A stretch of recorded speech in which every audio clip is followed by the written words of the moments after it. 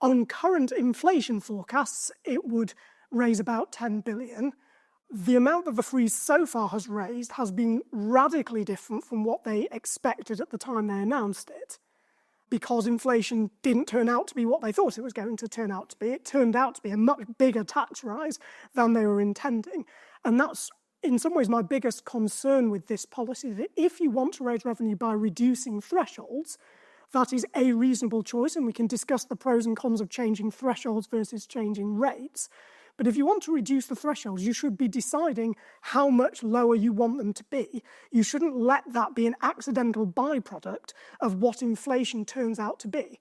So if you want to say we are going to reduce thresholds in real terms by X%, I would much rather see that than see them say we're going to freeze it for another couple of years, and how big a tax rise that turns out to be, who knows? But they don't want to say anything. They want to keep it super quiet and hope no one notices, which has worked really well for the last 6 years they've been doing this.